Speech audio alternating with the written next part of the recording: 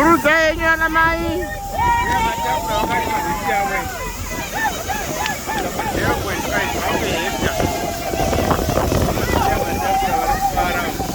Good afternoon. This is Monday, the 10th of October. My name is Shepherd Kondo. I'm in Masvingo province at Mushandike Irrigation Scheme. As you can see, we've got one of our combines, the John Deere C120 machine, which is just offloading a wheat crop onto a trampoline. These are smallholder farmers. We've got small pieces of land and we are currently harvesting wheat on their behalf.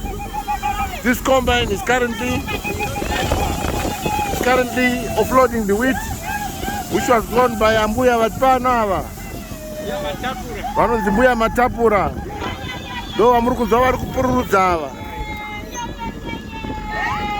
Ndo mabasa ari kuitwa neAFC Leasing Company. Tiri kuno kuMasvingo kuMashandike Irrigation Scheme. Tiri kukohwa wheat yema smallholder farmers. Enyu mai. Aiwa. Munoti kudiko naye mai negoho iri. Goho iri rinondifadza. Ko zviri kuitwawo neAFC munoti kudii naye mai. Pamberi nayo. Naika. Aiwa. Iri kugonesa nokuti chero gore rapera. AFC yakanga ichitungamira. Chose mai. Taurai zvamoda zvose kutaura mai. Zvose ka. Taurai. Zvamukufarira. Izvezvi mune dzimota.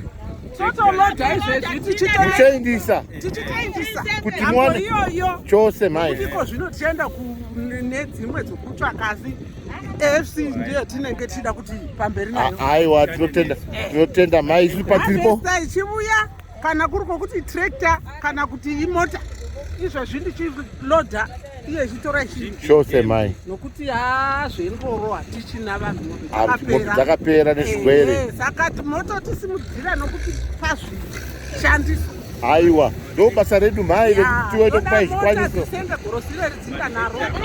Aiwa, ende gorosi renye rakasvika mai, rakasvika chose.